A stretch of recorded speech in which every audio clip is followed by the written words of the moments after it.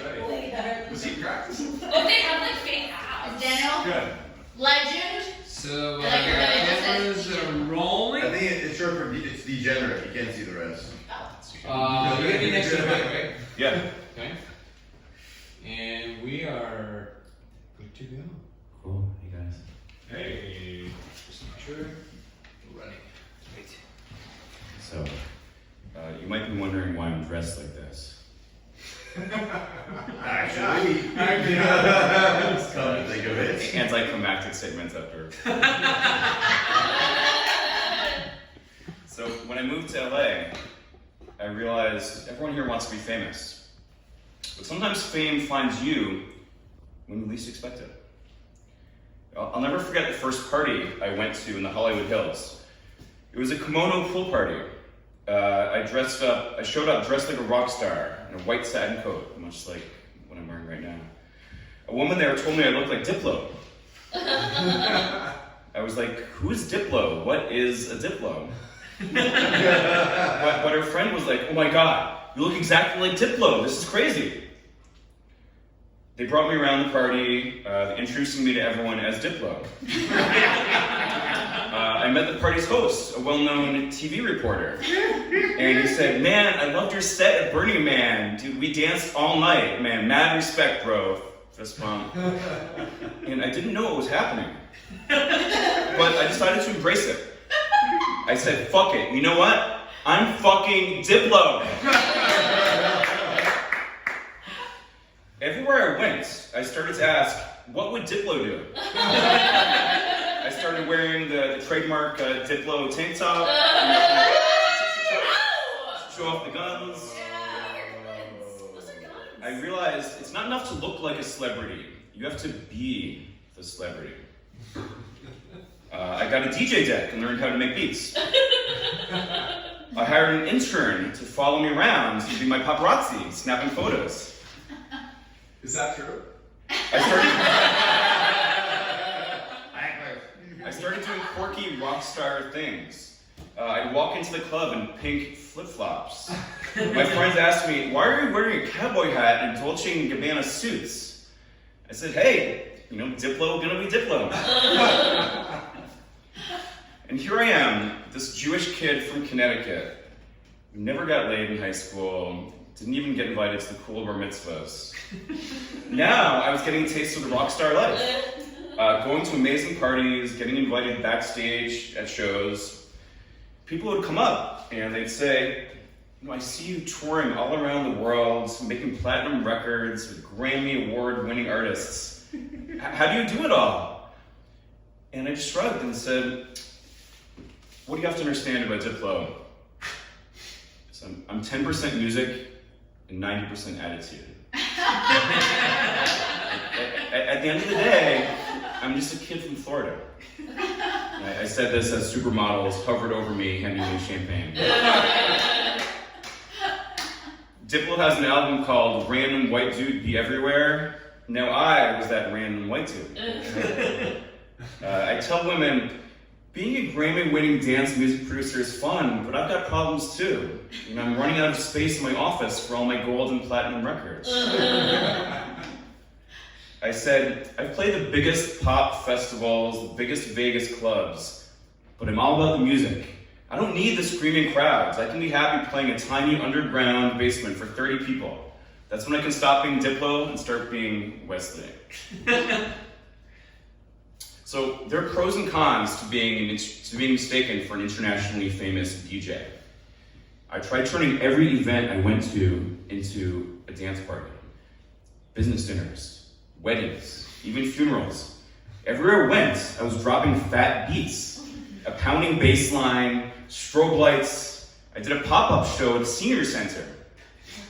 And a little old lady fainted. I realized maybe the world isn't ready for a Diplo double. And I learned fame comes with a price. When word got out that Diplo was doing a residence in Santa Monica, I couldn't leave the house without being mobbed by fans. The more I tried to go out in disguise, covered up in dark sunglasses and a hoodie, the more they were convinced that I was Diplo. I'd get to my car and it would be robbed by fans and screaming girls throwing their panties at me.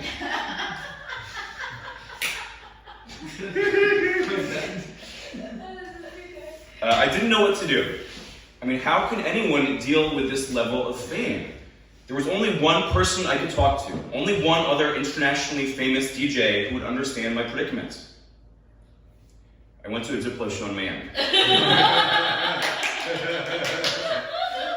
He spotted me after the show.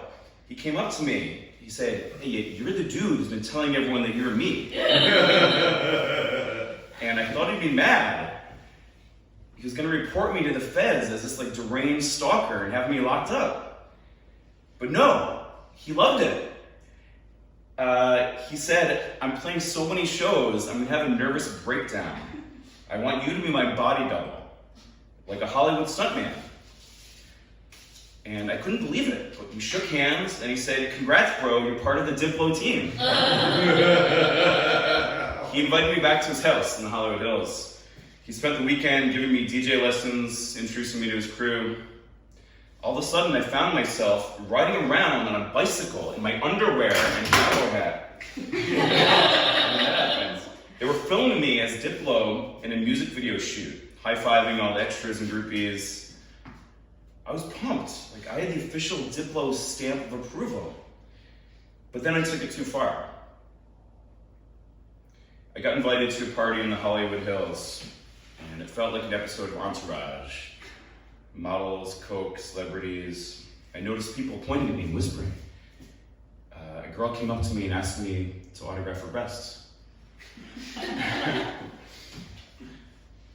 Then the host led me on stage, grabbed the mic, and said, "Hello everyone, we have a big surprise for you.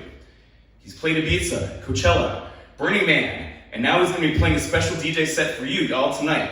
The one, the only, Diplo!" The crowd went wild. Women were screaming. Grown men were crying. I got nervous, like my heart was pounding. But I reminded myself, you're Diplo. you're a freaking legend. Just play it cool. Everyone's looking at me with excitement and anticipation. I try to fake it on the DJ deck, but I have no idea what I'm doing. Like I'm pulling the wrong knobs, twisting the wrong dials. The sound was getting all fucked up. Like instead of Coachella, it sounded like a dying whale. I see people whispering. They're getting suspicious. I panicked. Getting my iPhone, I pulled up my nephew's Spotify playlist. I looked it up, and I pressed play, closed my eyes. And it was like I cast a magic spell. The beat started thumping, people started dancing, I got my swagger back. I started bobbing my head to the beat. Everyone was filming me. Even the waitstaff were snapping pics. I was nervous that I'd be outed as a fraud, but people were dancing and having a blast. And after my set, people were coming up to me, asking me to take selfies with me. A guy came up and said, "Great set, bro. You the man. You changed my life." And I felt like the king of Hollywood. Then a driver showed up, whisked me away, and then I ended up in a private jet to a club residence in Vegas to do it all over again. And that's how I became Diplo. I